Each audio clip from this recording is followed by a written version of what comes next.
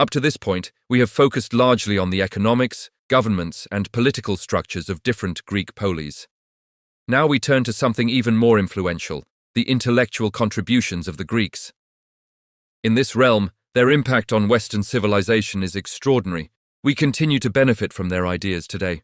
Greek art and literature at their height display three defining traits. 1. Humanism. Humanism reflects a deep concern for human beings, their nature, their struggles, and their place in the world. While Near Eastern cultures centered their thought primarily on the gods, Greek culture, from its earliest stages, focused on the human experience. 2. Rationalism. Rationalism is the belief that truth can be discovered through reason and logical argument. The Greeks assumed that the universe operated according to orderly patterns that could be explained systematically.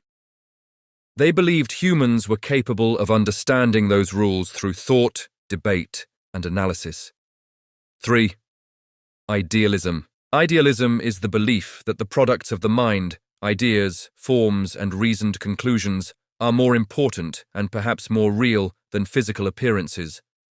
Most Greeks assumed that natural phenomena were best understood not merely by observation, but through intellectual reasoning and carefully structured arguments. The defining work of early Greek literature is the epic poem, the Iliad, written by Homer around 750 BCE, shortly after the end of the Dark Age. The poem recounts a brief episode in the Trojan War, a legendary conflict in which a coalition of Greek forces besieged the city of Troy in Asia Minor. Many scholars place the historical background of the Trojan War around 1200 BCE, during the Late Bronze Age. The Iliad centers on a quarrel between Agamemnon, the commander of the Greek army, and Achilles, its greatest warrior. When Achilles withdraws from battle, the war goes badly, and many Greeks die. The way Homer tells this story reveals several key ideas about early Greek beliefs regarding life, character, and the human condition. The Greeks believed that every person had a moira, or fate, an inescapable destiny that encompassed all that would happen to him. In the Iliad, fate is influenced in part by the gods, who intervene frequently, offering advice, tricking mortals, or favoring one hero over another. But Greek gods were very different from the distant, all-powerful deities of the Near East. They were anthropomorphic. They looked like humans, acted like humans, and displayed distinctly human flaws. They could be petty, jealous, impulsive, and self-indulgent. Because they were immortal, they faced no lasting consequences for their behavior. Importantly, the gods do not determine everything. They do not fully control fate, and they cannot prevent every outcome. At times, Homer even suggests that the gods themselves are subject to fate.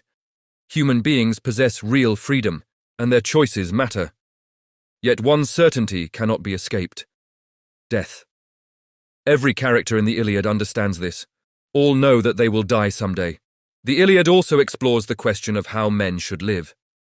Greek warriors strive to achieve aret, or excellence. They risk their lives in combat not merely for victory, but for honor, for the hope of being remembered after death. Early Greeks believed the afterlife was a bleak, shadowy place without joy or hope. The only form of immortality available to mortals was the memory of the living. To be remembered was to endure. To be forgotten was a second death. Thus, the Iliad glorifies the efforts of men to excel, even in the face of mortality. As Greek civilization developed, its worldview evolved. Increasingly, the Greeks came to believe that the world followed logical and orderly rules, and that human beings could understand those rules through reason. This gradual shift toward rationalism would shape Greek philosophy, science, and literature for centuries to come.